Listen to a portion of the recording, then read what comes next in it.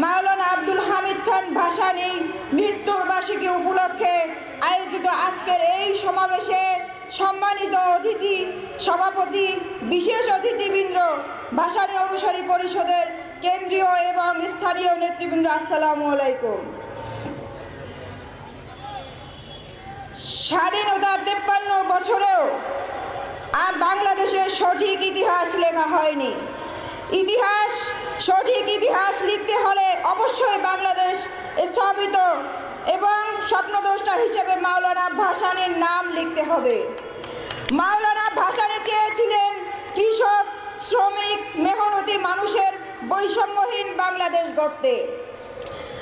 আমরা ভাসানীর নারী মুক্তি পরিষদ মাওলানা ভাসানীর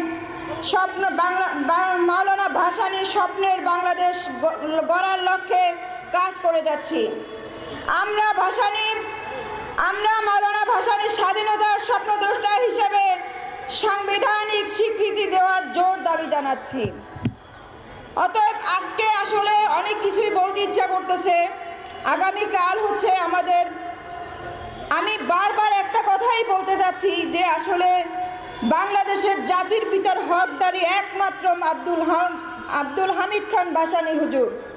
সেখান থেকেও তাকে বঞ্চিত করা হয়েছে এবং আজ পর্যন্ত এই ফ্যাসিস্ট আওয়ামী লীগ সরকার কখনোই স্বীকৃতি দেননি। এবং আমি বলতে চাই, পাঠ্যপুস্তক থেকে তার নাম সরিয়ে দেওয়া হয়েছে, সেটা আমরা আবার সামনের দিনে দেখতে চাই পাঠ্যপুস্তকে। এই হচ্ছে আমরা আসলে বাংলাদেশে অধিকাংশই হচ্ছে নারী। আমরা আসলে সব কিছুই চাইলে পারি। আমরা যদি চাই সমস্ত নারীরা এক হয়ে রাস্তায় নামবো। কেন নামবো জানেন? এই জাতির পিতার, আসলে তাকে জাতির পিতা বলে ঘোষণা দেয়া হোক, সেটা আমরা নারীরা চাই। এবং আমাদের মৌলিক অধিকার এবং নারীদের অধিকার আমরা আসলে পেতে চাই। আপনারা কি, যারা আপনারা আছেন, আসলে আপনারা চান আপনাদের অধিকার? তাহলে আমরা এক হয়ে আমরা মাঠে ঘাটে আমরা আসলে নামতে যাচ্ছি। এই ভাসানী জাতির পিতা, একমাত্র হকদার হচ্ছে আমাদের ভাসানী। আসলে এই যে জালো জালো, এই কথাটা একমাত্রই বলেছিলেন আব্দুল হামিদ খান ভাসানী হুজুর। কেন বলেছিলেন জানেন? মনের আগুন জ্বালিয়ে তুলতে বলেছিলেন।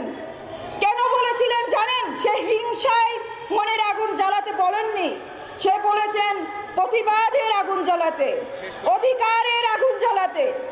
অতএব আমি আর বক্তব্য দিচ্ছি না। আমার সংক্ষিপ্ত বক্তব্যের মধ্যে যদি কোনো ভুল হয়ে থাকে আপনারা ক্ষমার দৃষ্টিতে দেখবেন।